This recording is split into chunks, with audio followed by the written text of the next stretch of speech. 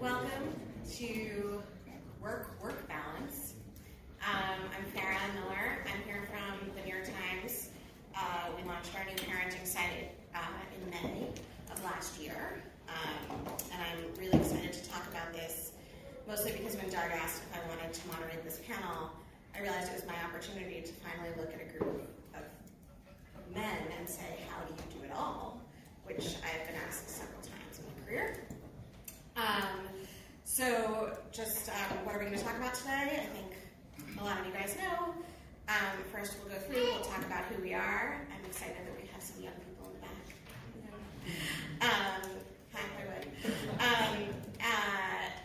We're going to talk about why do all of these things, because I don't know how many of you, I'm assuming most of you here in the crowd have side projects or things that you're working on that sometimes seems kind of crazy on top of everything else we have to do.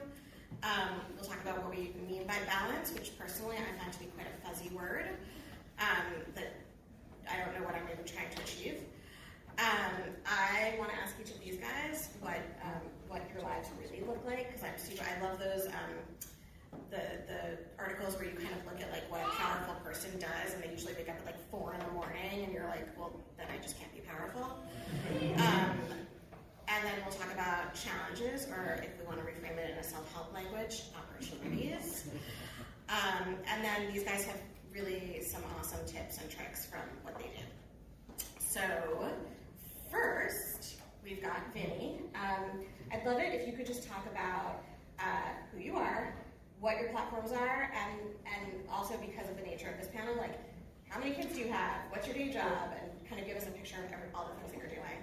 Not a problem. So I'm Vinnie Dunleavy. I'm the co-host of the Dad's Hard podcast. So me and one of my co-workers, Danny McCartney, who couldn't be here today, for the past 2 years have done what we do is we strive for weekly, usually 3 times a month.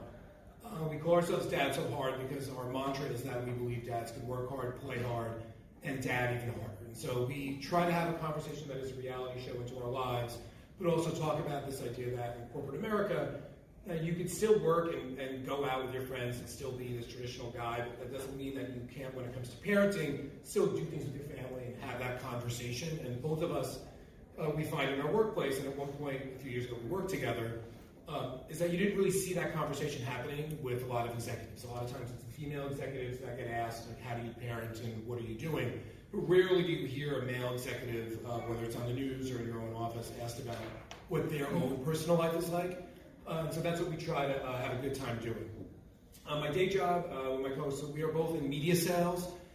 We used to work at the same company, so it made it a little easier seeing each other all the time. Now he switched. And I do both TV and digital advertising. Well, I'm trying to do the other things. I have 2 kids. I looked at my family. I have 2 kids.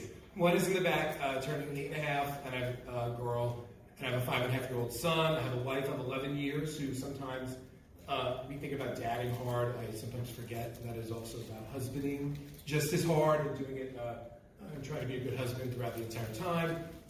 I think that's it. I think you got it. Yeah. Is there anything else you do in your life? No. Okay. This is there were other side projects that I've tried to start, and they just I buy a URL and then I get charged off. And then we've got Mike, Julianelle, who writes Dad and Buried. Hi, I'm Mike, Julianelle. I started Dad and Buried a long time ago, like 10 years ago, right before my first son was born. I have a 9.5-year-old and a 4-year-old. I don't have an agenda. I just talk trash about my kids and about parenting. I just try to be honest. I've been a writer for a long time, and my sarcastic style really lends itself really well to just talking about parenting. And one of the reasons I started my blog was because I wanted to prove that you can maintain your personality and your sense of humor that you had before you had kids, and not let everything get subsumed by being a parent. I saw a lot of my friends have kids and just suddenly retreat and become a part of the parenting collective, and I didn't want that to happen to me. Happened to me anyway, but it's kind of inevitable. But I started my blog, which is kind of dead now thanks to Mark Zuckerberg. No traffic from Facebook anymore, so I pivoted to Instagram, which I think my first Instagram photo was like of an onion dispenser at Fenway Park or something like that. And then I realized you could just make jokes on Instagram too, so I just started doing that. So pretty much all I do is make jokes, and then every once in a while I'll do a kind of a raw and honest post. And I think the parents out there, either that they feel like they can't speak that honestly or that cynically about parenting, appreciate somebody who does. So I've gotten a lot of traction kind of that way and built my community that way. I rub a lot of people the wrong way with some of the jokes that I make, which is fine. There'll be divisive things that I post and you kind of drop a bunch of followers, but then your core remains stronger than ever if they stick around for that.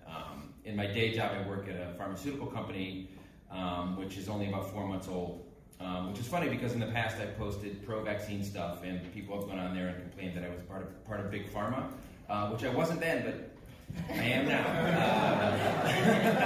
So I'm a little bit more careful about posting that stuff just to not get my employer focused on me too much. Because one of the challenges that I have is balancing the social media stuff because I find you need to stay consistent. If your audience is expecting you to post a certain amount of times, you kind of have to do it. And that can be a struggle when you're a parent and also have a full-time job and that kind of stuff, which is what we're talking about today. Cool. And last, Mark Savant's here. Tell us a little bit about yourself. Hello, yes, my name is Mark Swan. I just want to thank everybody for taking a few minutes out of your day to be here with you. My goal with this panel is to give you as much information, tactical, actionable information. It'll hopefully save you time and be more efficient. I run an insurance agency by day. I've been married for over 5 years with my wife for over a decade. I have 2 very young kids, 9 months, 3.5. I run the ActedAd platform where I host, as you can see, YouTube interviews, podcasts. I'm on all the platforms there, Facebook, down the line. And one of the things I'm going to talk about, you'll see that, what's this lifestyle savant? I found myself answering the same questions over and over and over again. So instead of having the same conversations over and over again, I started shooting videos and having those conversations live. So instead of reaching one person, I can reach 3 dozen people. So what?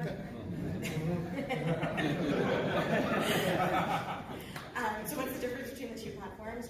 Yeah, so ActedAd, the theme of ActedAd is being an active participant in the parenting process, being an active father, empower, support, and celebrate fatherhood.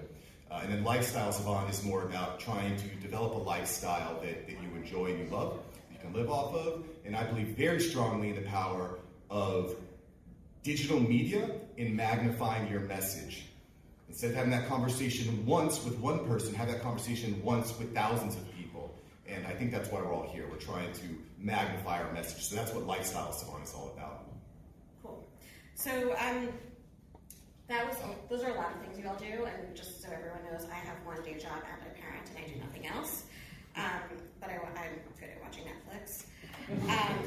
So what I personally really want to know the answer to this question, because it's one of those things I think I've struggled with thinking about, if I started something else, is it worth the time that I would take away from these other things? And this is sort of a big question, but why do you do these other things? What is it that this gives you, having side projects that are outside of your paying work? And I know you're making money for the other stuff too, but. Well, I guess I'll start. Yeah. I'm doing it because this is probably the most unique time in human history. It's like the Gutenberg press has just been invented and people are handwriting statements out, right? The internet has completely changed everything. Most of y'all probably grew up with telephones without cameras on them. And just, this is, to me, the information age is so dynamic. We're going to see millions of jobs displaced. And if you are not adapting to what has happening in technology, you are dead. You are dead. I have a friend who runs a CPA agency, or he's certified financial consultant. He doesn't believe in Facebook. And I said, my friend, in 5 years, you are dead. You don't exist anymore. So that's why I'm very passionate about digital media and content creation. I think for me is when you look at just having your day job, I think a lot of people go to work and you have this vision that going to do a job and you get paid well in and you're just going to love it every day. And I don't think that's a real reality. It is a job. They pay you because you got to go there and do work. And I think over the course of my career, I used to study improv in New York City about 10, 15 years ago. And I find myself that when I have a side project going on, when I look at my day job, whether you work for yourself or in a big company, there are frustrations that happen, that if that's all you have going on, it can become very overwhelming. And I think trying to find something that I truly enjoy, that I wanted to put the passion to, I'll listen to a lot of the entrepreneurial podcasts, how does this get made? And what I realized over time is a lot of it is about people who find that one thing they like. And I've always had things, I have an idea, I'm going to start this or start that. And then when Danny and I got together at work and thought about this, it took about a year of us talking about it, figuring it out, and actually, putting it on paper, and then going to execute it. It took time, but we really just enjoyed it. And then what we found was, and I look back at where I was in my career 2 years ago when we started this, it's actually made me more balanced now when it goes to my day job, because there is something else that's fulfilling me, and I don't put everything in my job. And I know I work with a lot of people who get frustrated with the littlest things that happen at work. And if that's all you're riding on and your entire paycheck is in one area, I think having that opportunity to explore something. And then when we do it, we look at it as like, why are we doing that? A lot of people ask us, like, what are you trying to do this for? And I think we're going into it for, first and foremost, to have a good time. And I think if we build it the right way, in 3 to 4 years, 5 years, when we get a following and it gets bigger and bigger, do we hope that it can turn into something? Absolutely yes. And is that something that could be something that can then be driving what we do financially and give us more freedom to maybe change our day jobs and do something else? But I think that's sort of where finding, and we'll talk about balance in a little bit, but finding something that fulfills you in a different way than what you're getting out of the rest of your life. Yeah. So I pretty much agree with Vinnie in that everybody wants to find their dream job, so you never really work another day in your life. But in reality, you work a 9 to 5 that pays your bills. And for me, I needed a creative outlet. I like to write.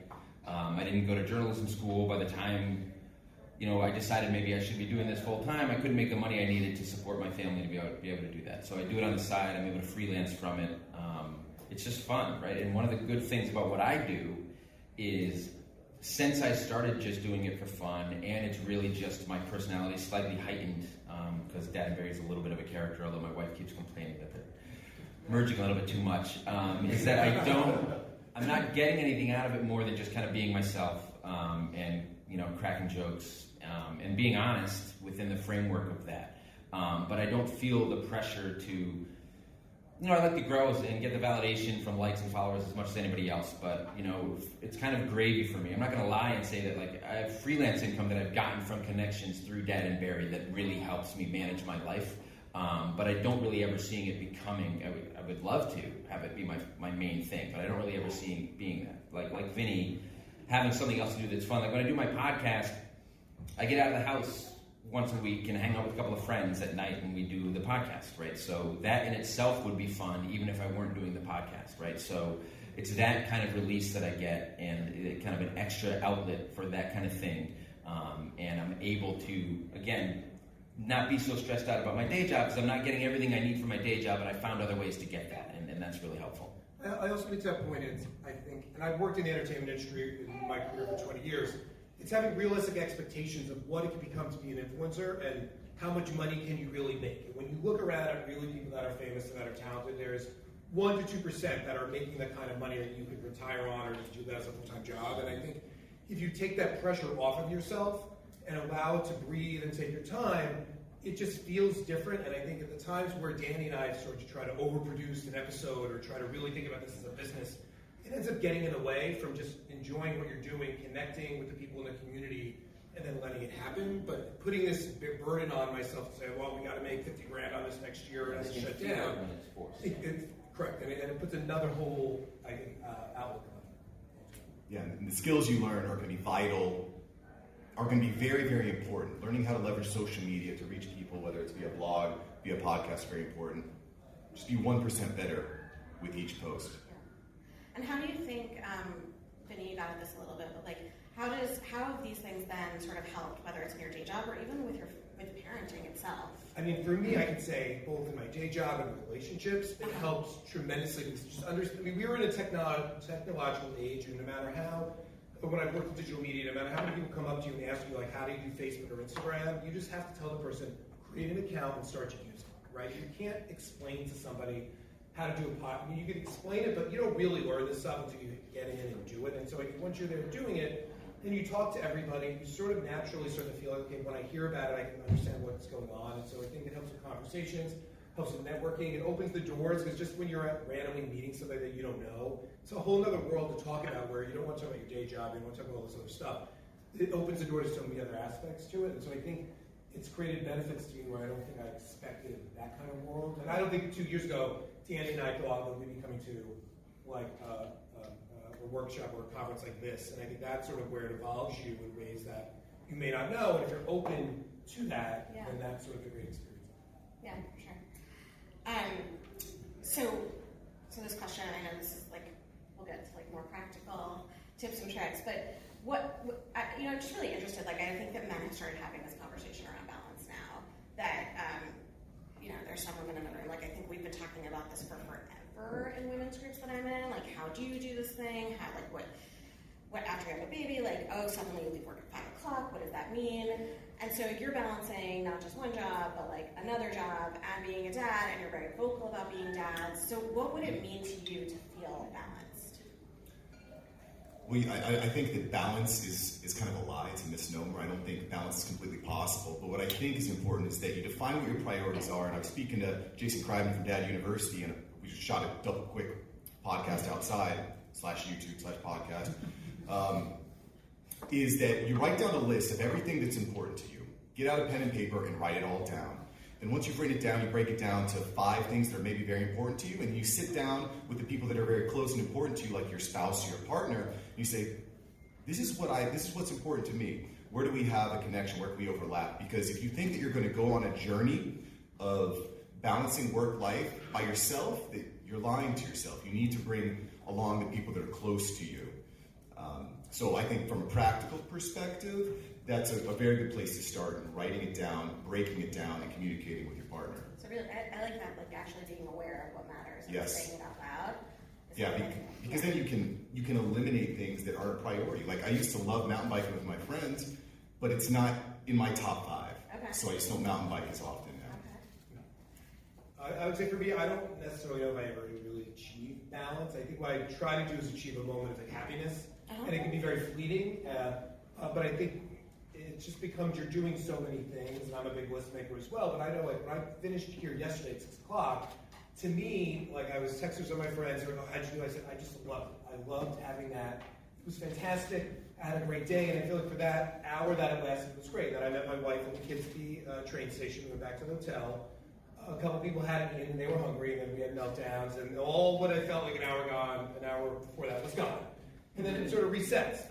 So I think it sort of comes in moments to when you feel like the things you're doing, when they provide you that happiness, then you're like, got it, I got it there.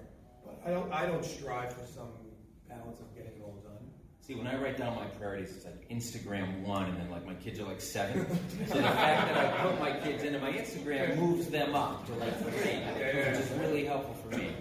And the way that I balance is I kind of do everything kind of half-ass, right? So it all merges together into kind of like a 3/4 balance kind of thing. Nothing great, but nothing horrible. Yeah, I don't always believe you about the half-ass. That's a good point. Like, I'm very committed to content creation. I'm very committed to my family and personal fitness. So the other day I ran a 5K. I brought my daughter in the stroller, and I live streamed the entire episode. So I'm knocking out 3 priorities at once. Right, and I've a bunch of times in my career I've been unemployed for whatever reason. Some my fault, some not. And as I've grown my platform, my blog, and I've gotten bylines in other places, I've been able to put that on my resume. Some places aren't going to let you in if your name's Dad and Buried and you swear in your blog post, right? You're not going to get past the gatekeeper. But the places you do get past are good. And I've gotten a job where my job is focused on content creation. I deal with social media and that kind of stuff. So there's overlap in all the stuff that I do. And obviously my kids are one of the focal points of it, which is helpful, especially when I'm telling my wife I have to go record a podcast. It's about my kids. A little bit more leeway. Yeah. And yesterday there was a lot of conversation in the morning about choice, and I think that's sort of you're choosing to involve your family or in what you're doing. So on our podcast, I do it in our basement. There's a number of times our kids crash. Last episode we did, my daughter sat there the entire time and grabbed a mic. So I think you choose what level you want to be at and how you want to incorporate it, which if you're doing something around dad life, it makes it easier to involve your family. Yeah. Versus if it was like my day job and then come to the office, it's harder to be involved in that. Yeah, I mean, I think that's interesting. So, like, there's sort of you have, like, setting priorities on one hand, but also being really deliberate about what you're choosing to let into your own projects. 100%. And not everyone's going to understand that. Yeah. Their friends are like, why don't you do this anymore? It's like, it's not my top 5. I'm sorry. Yeah. I still love you. We'll get there, but it's not my top 5. Yeah, I mean, I've personally found that having kids is a really easy way to, like, get out of all this. Oh, it's the It's true. So okay, I think this is the question. Like, can start. So Mike, like, what is a typical day like for you? And like the typical busy day, like not the day where you're not the Saturday, Right, like Tuesday. You like go to work, you have the podcast, Right. you're like you've got like something going up on Instagram, Okay. and also like I don't know, we'll throw in like a kid. I don't want to wish any ill will on your family. So like a kid is like doing a concert. Let's do that one. Okay, so we'll do Monday because that's when I record my podcast. So Monday morning I get up at like 6:30 and I get my 9-year-old ready for school, which takes about 3 hours within 10 minutes. And I take is your wife home at this time? She's home, but my wife has multiple sclerosis, right? So she needs more sleep, and it takes her body longer to wake up, right? Yeah. Like physically and the nerves and all that stuff. So I take the mornings, and she sleeps in. We have a toddler as well, but I just throw on some TV for him, whatever, deal with that later. And I drop my kid off at the bus at like 7:15, and then I take the subway into work. And I used to go to the gym beforehand. But now there's a gym in my office building, so instead I go to work and maybe I'll write a couple of things or prep a couple of things for my personal social media for the first hour I'm there before nobody else is there. And then I have my work day. And at the end of the day, I'll go home, and the podcast schedule is such that I'll make sure to help my wife get the kids to eat, which is another, should take 10 minutes, feels like 3 hours situation. And then I leave, but it's very important to have buy-in from my wife. Even though I'm going to do a podcast and supposedly it's going to help supplement income and grow my brand and stuff, at the same time I'm leaving her alone with the kids. And that requires a push and pull and a little payback for her. But in the past I've been lucky in that I've had, so most of my jobs now, they know that I do this kind of on the side, right? So I'm upfront about it now during the interview process even. And my current boss used to be in the mom blogging space. She knows Mitch if he's here. He helped me get my job inexplicably. And so she knows what I do, which is great, but at the same time, like, I don't want her to notice that I'm posting on Instagram 5 times a day or whatever it is. I never schedule anything. Everything, sometimes I'll prep stuff in my head or whatever, but I don't use a scheduling app or anything like that, which can be problematic, and I should do. I should take some tips probably from Mark here who does that stuff. But really, like, I fly by the seat of my pants in almost every single thing that I do. And I think, again, my persona or my brand is so tied into just that, that I can get away with it, right? So it's just kind of like, oh, sorry, I missed something, or I screwed something up, or I said something controversial, or whatever. You get what you get, and you don't get upset. Before we move on, does that work for you? So before we move on, you mentioned that you bring that, you like now mention in the job interview process, or talk about like what does that conversation look like?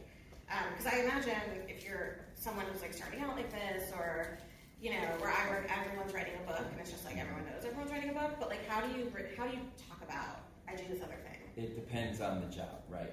You talk about work-life balance. You ask about having other outlets, if that's okay, that kind of thing. In some cases, it could be a conflict of interest, depending on what you're writing about, like with the vaccine stuff. Like I got to back off talking about stuff that could be misconstrued as me being a spokesperson for my company and things like that. I think it's really just being open and honest. Again, I'm positive I've lost opportunities from some more kind of buttoned-up companies that have maybe checked out my Twitter or whatever. Not that there's anything incendiary on there, just me making fun of my kids, which a lot of people don't appreciate.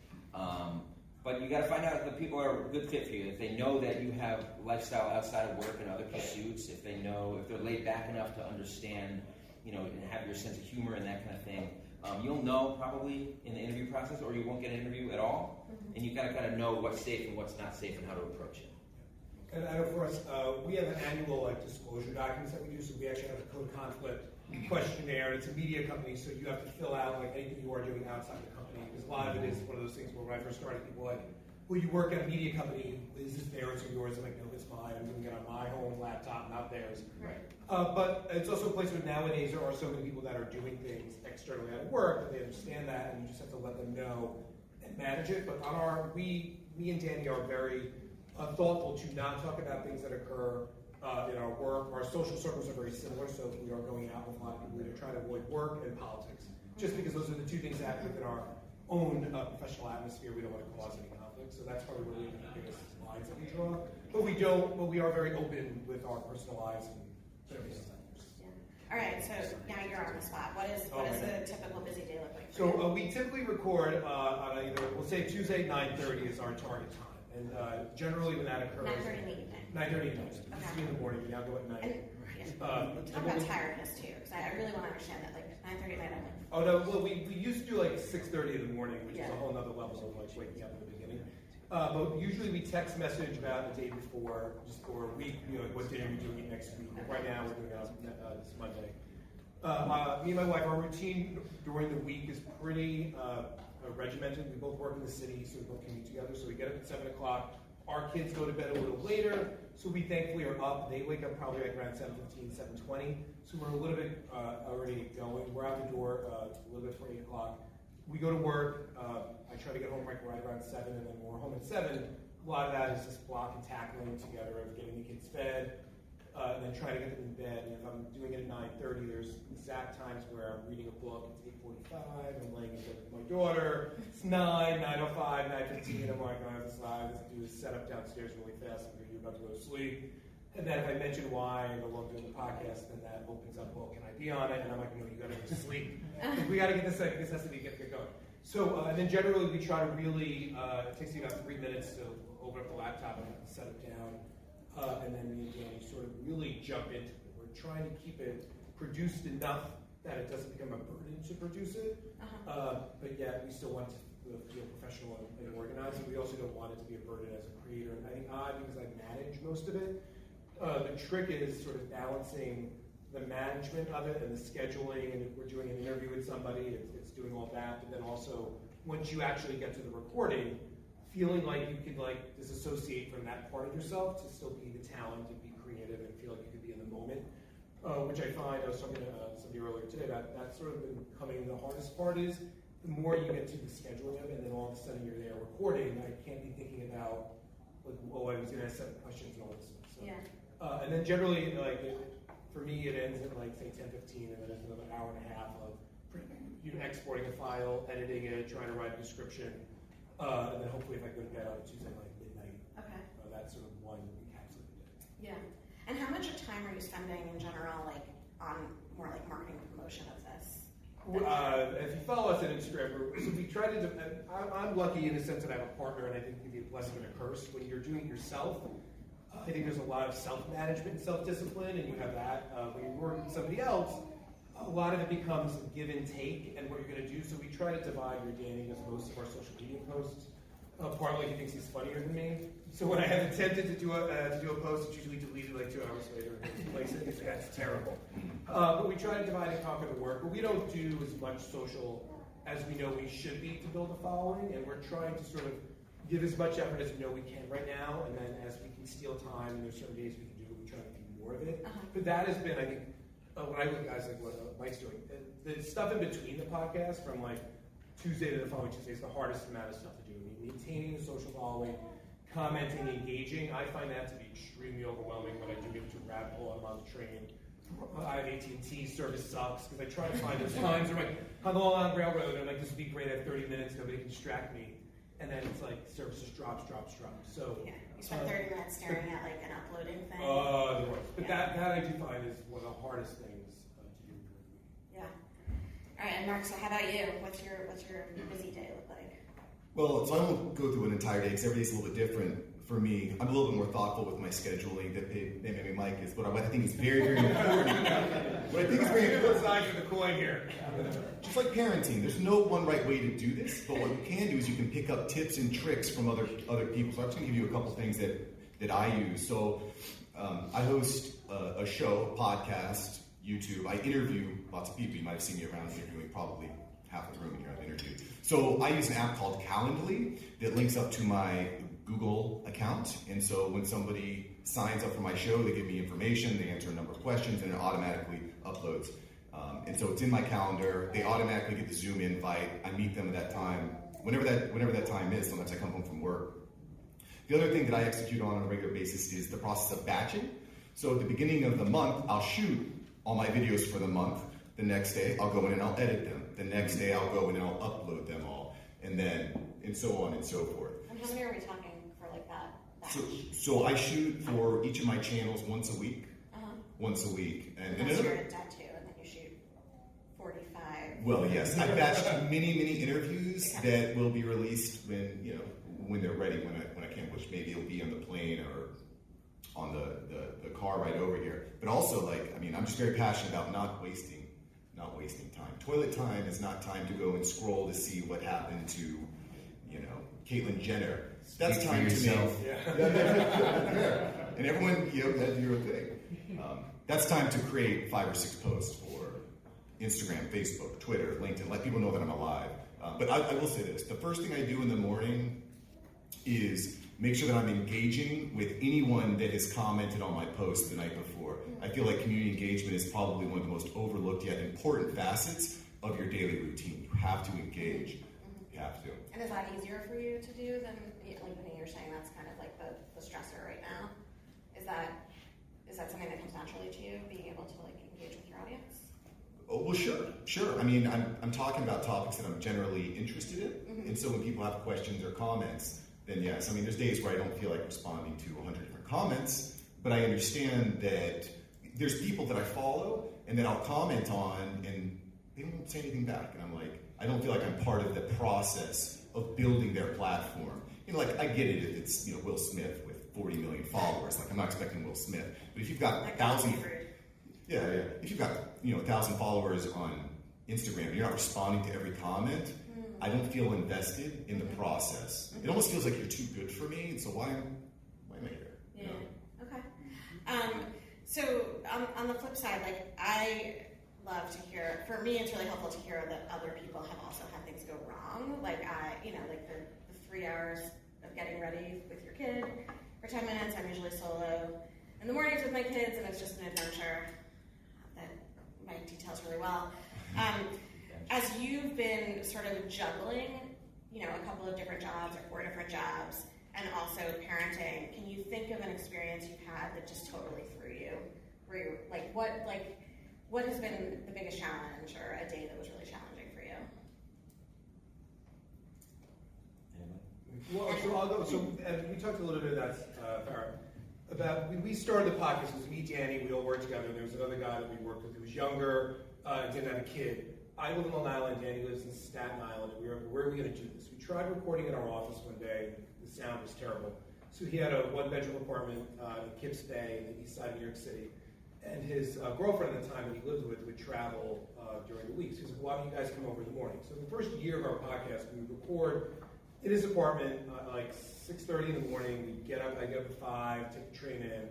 And it was a great time. So we all worked together, and it was sort of this activity that we all did outside of work. And then we had like one episode, it was early last summer, and we were like walking all back to the train, and there was something odd about Daniel, who's the guy that we were with, and then an hour later he sends us a text, and the guys, I just can't do this anymore. And he I was like, wait, are you quitting on us? And I mean, we had this like 3-way text for an hour that was like, what's happening? Because he was like an integral part of me and Danny would show up, and he managed the laptop, helped us with really edited it, posted it at that point. So there was like this time of like, what are we gonna do? And when you're Danny, like, he had already left, so part of it also was me thinking about like, okay, I love doing this, but now what's Danny thinking? Like, is this just all gonna be over right now? Yeah. And then, so there's like multiple text chains because we're trying to get Daniel not to quit on us. And then I'm also trying to say, does Danny still want to do this? And we're trying to read each other as to like, are we really committed? Yeah. So we both quickly agreed, yeah, we want to keep doing it. We're going to figure this out. And then we had to quickly just sort of process Daniel not doing it and what that meant. And then figure out what do we do next. And so it was a real schedule. And then it became the whole schedule. So it was a year of a routine. I get up on Tuesday mornings at 5 o'clock. My wife knew it, got it. I mean, you just get it down to that process, and it becomes easy. Yeah. And all of a sudden, it was like, and it was in the middle of July. And so we sort of took like a month hiatus until we figured out what to do. And we did the research, and now we sort of switched it from going in the mornings, which we also thought the energy we were nervous about was in the morning when you have a cup of coffee and your day hasn't started, your brain's working completely differently. And now me and Danny are going to recording at 9:30 at night when we've already both done a full day. We're tired. But I think what we've realized is there's pros and cons to both of it now. We a little bit bring in, like during the day as I lead up to it, I can plan a little bit better. But there's also a different energy because we're not live. And we used to sit there and look at each other and be able to talk more and do things, and now we're doing it over Zoom. We're videoing with each other. But we found it's easier to do interviews because more people are awake at 9:30 Eastern and would rather do an interview then and show up in East Village at 6:30 in the morning. So that's a big change. which is a big change. So we've tried to roll with it to find things that are positive and negative about it, and then build with it. But it wasn't easy at the time. But I still think we're trying to always look at, okay, how do we make the best of it? And you can. I come from the world, at least the way my parents built me, was that if there's a problem, you can deal with it, be angry for that minute, but what's the plan, and what do you do next? And also your list of priorities comes in. Yeah, it's like, and we said, we still want to do this, so we're still going to do it, and you find a way. You do the list, and you figure it out, and you move forward. Yeah, I love that. How about you guys? What are the things like that sort of surprised you as being like? Well, one of the biggest challenges for me, I think, with juggling all the hats was the relationship with my partner. I love my wife very deeply. She's very important to me. When the kids are gone, we're still going to be together, right? When after that is whatever it is, we'll still be together. But I realized throughout the process that I was maybe putting her on the back burner more than I needed to. I don't want to say neglecting, but she felt like she wasn't getting enough mark time. Yeah. Right. And so I decided, we put our priorities in line. We audited, which I do every 3 months. Every quarter, I audit my time and what's important. And we ended up saying, okay, Saturday nights, phones are away, kids are asleep. That's date night. And then in addition to that, every Friday night on Facebook, we hold a Facebook Live show where we do date night live. And we just, we bought flashcards and we talk. We do flashcards. I have an Amazon affiliate link, so when people want to buy the cards or whatever we're talking about, they can click that link. Automatically, I get paid. I don't have to worry about distribution and processing. I just get paid when they click the link. That's it. Yeah. That's it. If you guys are not part of the Amazon affiliate program, you need to write that down and do that today. Start learning, because it is very simple to execute. It's as simple as adding a link to your posts. Repeat again. Amazon affiliate program. So I never have and never will audit my time. But the overlap thing works there. So like I was doing social media a lot by myself, and my wife would occasionally get irritated that I was doing something. And then eventually my wife joined, right? So my wife is mom and buried. She's a little bit more touchy-feely than I am, but just as honest. But now, like that, we'll do lives together. She understands how time-consuming it can be, so I get a little forgiveness on that point. But again, it's like your priorities can mix up, and if you can find a way to overlap and keep this stuff together, it's a way to kind of continue to have more time for your wife, even while you're doing other things. And she decided to do it herself, so it wasn't like me forcing her to do it, just like take it or leave it. We did it together, so she really appreciates that. I assume you tag each other as well. Yes. So if I go to your Instagram, I'll see her Instagram, and then you can I don't tag her as much as she would like, but yes. That's an amazing. Like you build the spider webs, you build all this network. It's like a spider web where everything interlinks. And why don't you tag her as much as she would like? I forget she exists every once in a while. Yeah. My wife forgets my podcast exists. She is here now, my son. My wife has never listened to my podcast. I think she listened like once or twice. And people ask us all the time if our wives listen, both Danny and I. Well, she's like, I hear it live every day. Why would I subscribe? People ask me, does she care about what you say about her? I was like, no. Because most of the time it's people messaging her, like, did you know he said this? She's like, I tune it out, it's fine. So she supports where it is, and I could not do this for my Tuesday nights I get. I mean, she's asleep at that point, but it is, without that support, none of this would really ever happen. Yeah. I think, one thing that's become a real buzzword, and we've written a ton about it, and I've been like actually heartened to see how many people are interested in, is this concept of emotional labor, which is sort of like a misnomer, because that term actually refers to, in the business, women taking on a lot more of like the emotions that happen there. But what I'm hearing from families, and you hear a lot from moms, is sort of the amount of stuff that we're kind of like holding in our brains. And I realize I'm totally surprising you guys with this question, but I sort of wonder, like, having all this going on, like how much do you guys also participate in like thinking about what needs to happen for the family, and how do you do that?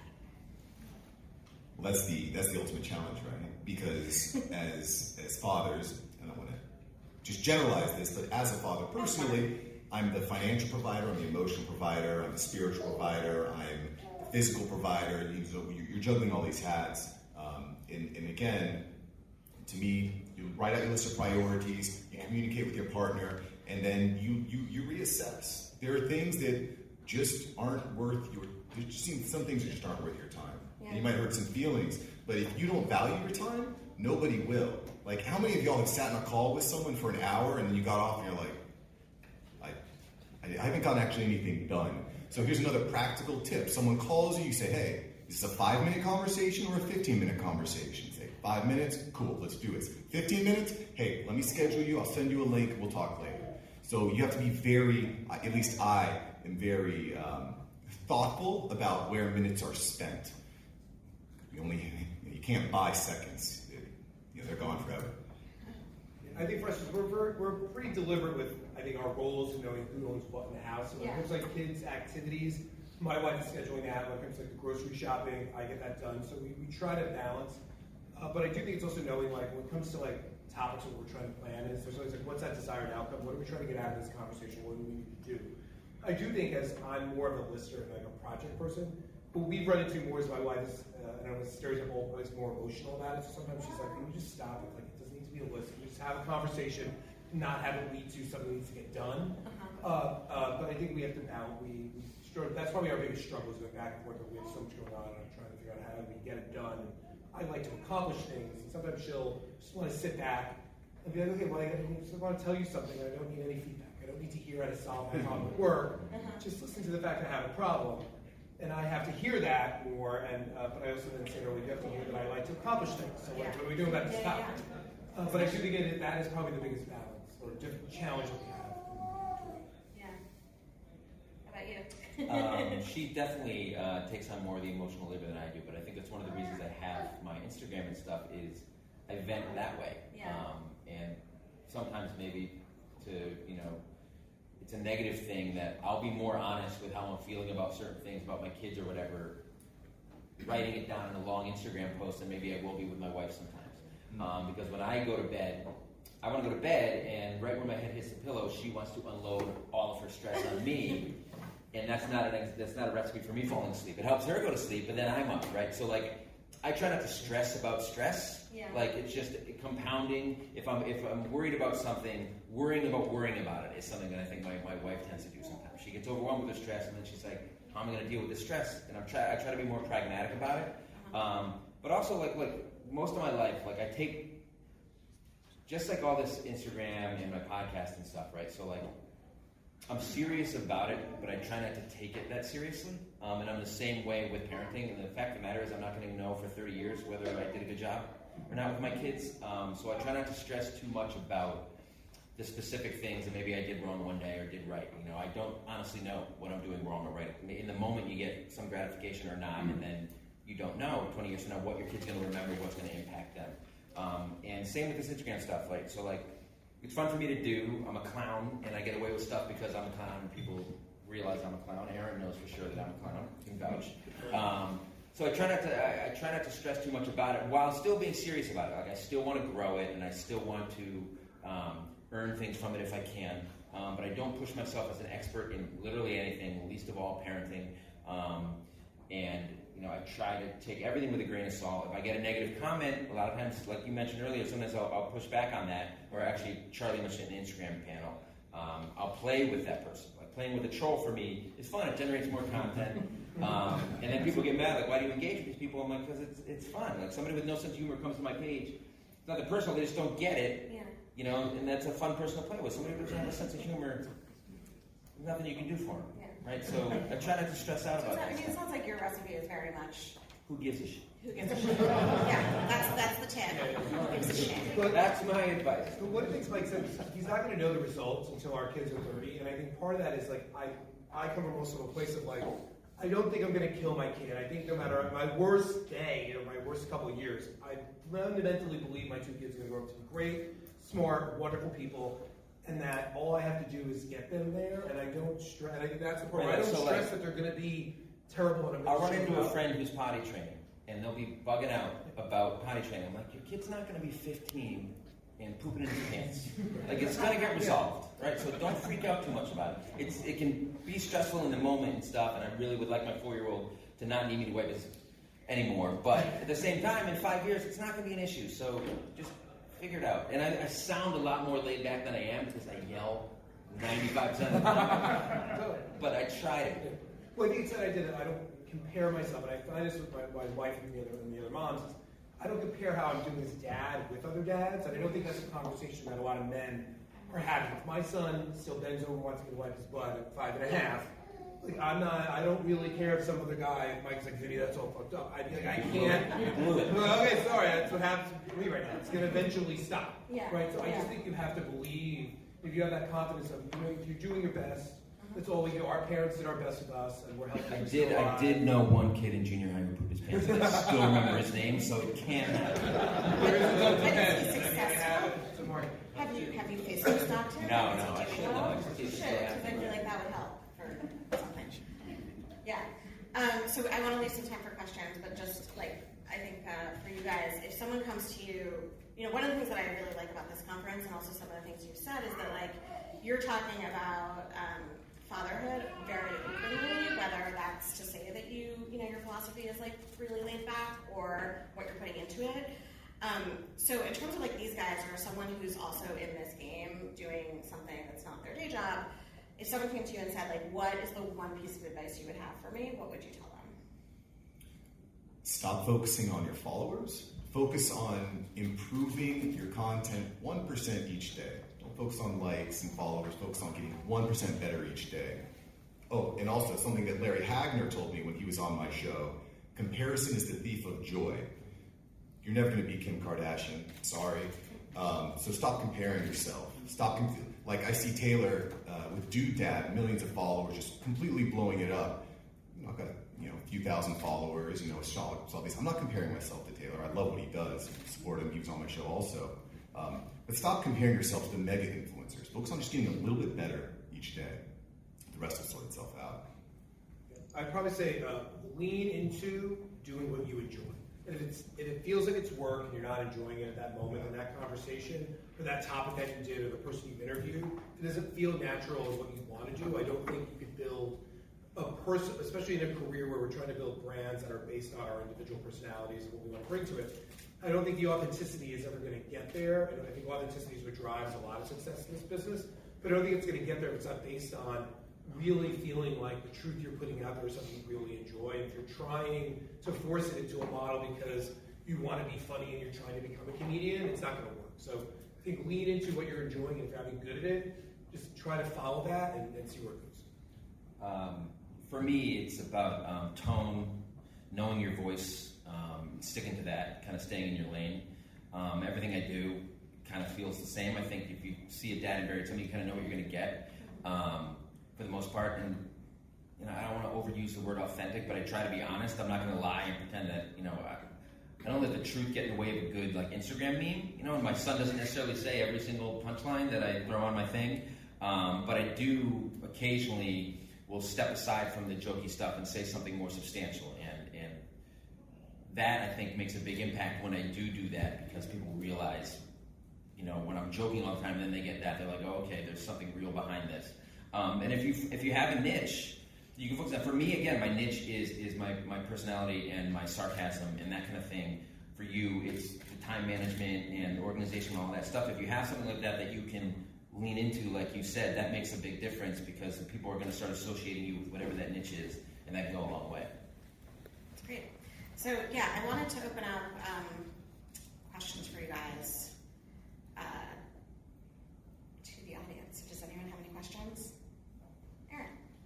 You guys talked about this a little bit in kind of a broader sense, but are there any specific examples that you can share where, real life, maybe day job, directly coincides or butts up against the social media stuff? Because, for instance, I went for a job in the run-up to the 2016 election, and I found myself in the job interview with the president of the company having to explain why I called Trump an illiterate shit-gibbon. So, these kind of things do happen. They cross, and I'm wondering if you've ever had specific examples where you've had to navigate that. I've had to navigate that on the opposite side. We were recently replacing an employee at my insurance agency, and we had a number of people that applied, and the first thing I did was go to their social media page to see, hey, does this person align with the values of our culture in our agency? And there were several people that got kicked off. I have another I actually had a conversation with a leader of a very large men's organization, and he has a lot of posts on his Facebook page about atheism, okay?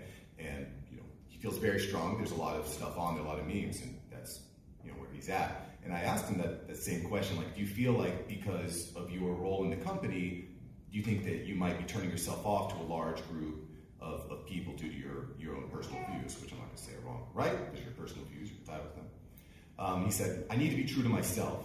So it's possible that job wasn't going to be a good fit anyway, because your personality wasn't going to work with the culture at that company. You got to be true to yourself. That's happened to me for sure, where I've lost job opportunities because somebody's Googled me or just doesn't get it, right? Doesn't get my sense of humor or whatever. But more specifically, this weekend, I was invited to GSK, the pharmaceutical company, was having a dinner last night, and I was invited to it, but I work at Pfizer, a direct competitor, who also have a meningitis vaccine. So I went to my bosses, and they were like, that's fine. Obviously, what I'm looking for now, if I'm trying to make extra money from this, is like a long-term influencer arrangement with somebody where I'm getting supplemental income by being an ambassador. But that was obviously never going to happen with GSK. But I would be more than happy to get a free dinner. So I emailed them, and I was like, hey, I got to tell you the truth. I work at this place. I'm so happy to have a conversation. They were like, yeah, no thanks. So I didn't get a free dinner. Honesty never pays. The truth is honesty pays. I have run into it, but Danny and I think when it comes to our own position on social media, anything that we put on social, whether it's our personal handles or the podcast handle, is we would say the same thing if you met us in person. So to me, if I'm getting dinged, and I said it for somebody and somebody's going to say I posted, or I'm going to say that in the workplace. Like, I'm not going to hold back. So we try not to talk about politics or what goes on in our work. Obviously, we don't want to involve other people in our public, but I also wouldn't talk about politics. It's not my vein, on my own angle to do it. So I just think if you're being true to yourself, that it is truly who you are, and you get dinged for it, then like I get to Mark's point, it's probably not the right fit long term anyway, right? So I think that's that balance of just finding the lane that you want to be in, and knowing like it's also like how important is that paycheck for that job and where you are in your life to want to have to edit yourself. Because I think at different points in our lives, I probably was way more edited earlier on in my career than I am now. So I do think that's also an individual thing that changes probably over time. I recommend the 3 breath rule too. If you're upset because someone says something to you, take 3 breaths before you bust out the Twitter fingers. That's not Aaron's. Yeah, no, that's it. I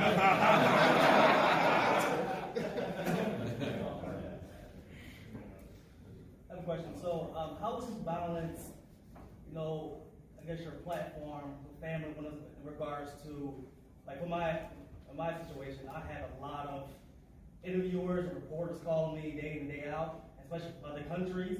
So maybe 3 o'clock in the morning on my time, but 9 o'clock, 3 p.m. their time. So how would you balance not getting to go to bed with your wife, your kids are asleep, and still having your time to push your brand? Because media is time sensitive at times, and I want to do it all, but then I take time away from my family, and my wife hates it at times. There's a couple things you can do, right? You can set up automated responses to your email. Where are people reaching out to you? They're reaching you on a landing page, and maybe you have an automatic response. I get back within 12 hours. You could also have a link to your calendar. I have a Calendly link. People just click the link, they schedule it. I say, okay, I like you. You filled out the questions, booked. Your interview is now booked. So instead of having that one-on-one conversation, that's an app that I've used to great success. I also think I would say it's like, instead of trying to do it all every day, just say this day, if I'm going to do an interview, it's Tuesday nights, this is what I do to set the expectation. My wife would be out of her mind if I recorded a podcast 4 days a week. Like, I get by one day, it's when I try to do it, and so when we have those times, if I have to do a bunch of stuff on the weekend, or yesterday I said, I'm going down to DC for this conference, I think you have to sort of set that guideline so that when people are interacting with you, it's at a certain time, and you don't feel like you're at their beck and call, but take that power back. Say, I'm in control, you want to do me, this is when you're going to do it at this time, and letting your partner know when you are. It's not always easy. I try to schedule stuff for, like, if we're doing something I don't want to do, like apple picking, I'm like, I'm going to go, I got to go take this interview in the car.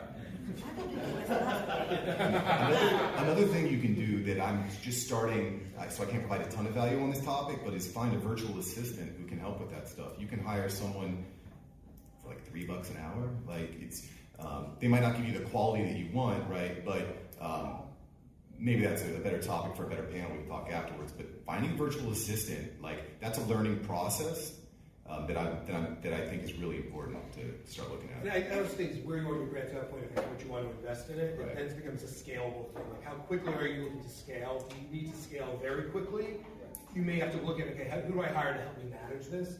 Versus if you're looking because I think that's where we're all at in terms of like our own timetables. The more organized you are, the faster. I mean, puts out 3 times the amount of content over here, but you're organized, right? So it becomes that ability to how fast do you want it to grow? Yeah. I think one thing also, it's interesting, you sort of mentioned like media has its moments where things get really hot, and especially if you're in the center of that and you're getting calls, it feels like if I don't take this call, if I don't do this interview at 3 in the morning, I'm actually going to miss a huge opportunity. And I do find it useful, like being on the other side of that, like if you say like, am I going to, hey, I really want to do this, are you going to move on to someone else if I can't participate at this time? Like, you actually can't say that. It doesn't mean that, and then you have a little bit more information to make that choice. There are some outlets that'll be like, yeah, I absolutely need this now. My boss wants me to file in an hour. Or there's some outlets that are going to be like, oh, yeah, I didn't realize. Like, we'll wait till tomorrow. And someone like you, Dante, you're creating a movement, right? You have people that want to be involved, that might even want to volunteer. So you can find the right people that are willing to volunteer their time to maybe grow your Facebook group or to respond to the reporters from Australia. You can maybe even find people that are willing to just donate their time or for exposure, or maybe doing on their resume they can say, yeah, I worked with Dante on Squat for Change. We put thousands and thousands of changing tables in bathrooms. So it's leveraging your community to help. Because once someone gets invested, like it's a very, very powerful thing. Anyone else? Building on a lot of this, I actually wrote myself a note, the work balance. I've got, my social environment, I've got my day gig, and then my wife has her own, very big kind of, she's in local politics. So I have to kind of balance that, third arm of the scale, and keep them all in balance somehow. If you've got, your partner or somebody in your life who you've got to kind of equate in, does anybody have any insight on how to keep that in check? Because sometimes I find myself all ready to press that post button, and then, no, I can't say that today. And meaning, so the question is like, I think I'm we're trying having to a third arm in. Is Yeah. there any way to get that done? Yeah. Absolutely losing your mind more than normal. Amphetamines. I think this is a little bit where the sort of question of emotional labor comes into, and like how many things, like you've got 2 people who are adults, so like until our kids can actually help us with all of this, you've got 2, right? And you have not only the list of things that you want to prioritize, but you have the list of like stuff that has to get done and at what time. And I think, I think it comes more naturally to somebody who's used to making lists and being organized.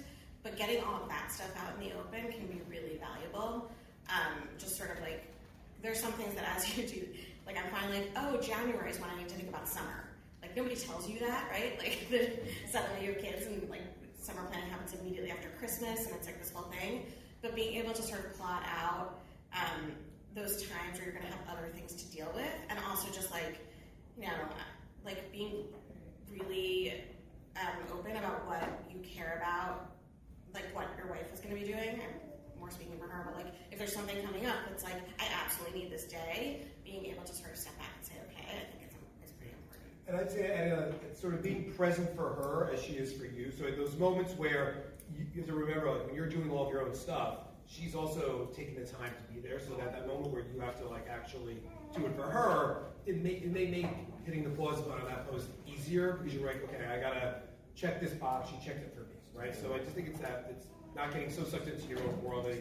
Men, we can be probably more egomaniacs as we are, but I'm sort of at least applying that how we do it with our kids to her as well, and it's easier said than done, and we mess it up. So I mean, and to end kind of what Dante was saying, I'm a huge Google Calendar fan. Yes. We have a very nicely color-coded calendar for everybody in the family. And as far as virtual assistants, there's a great one called X.AI, client. It's all virtual, and they tie into your Gmail, and it acts like an AI. So I have people that they send flowers to my assistant that doesn't really nice of your Natural system. language is really cool. That's Yeah. excellent. That's Yeah. it's about automating things so you don't have to think about them. Exactly. That's I've you know got this assistant. Yeah. huge. She's an alpha. Are there any virtual parents? Virtual parenting apps? That's coming. I think that's called Disney Plus. Roblox. We talk about automation a little bit. There's something else I've been very successful with. You know, probably most of y'all that have pages have merch that you sell or products that you sell. You don't have to do all the packaging and the distribution. Like I have a drop ship store, so if someone clicks on a shirt that they want to buy, I don't have to do anything. I do zero, except bring the W-2 to my tax man at the end of the year. But you know, by implementing drop shipping, that's a way that you can prevent. Your margins are going to be significantly less, but you don't have to deal with all the administrative and logistical work. Very simple. So I think we're out of time. Was there anyone else that wanted to ask a question? So if not, I want to thank you guys so much. Thank you for your time.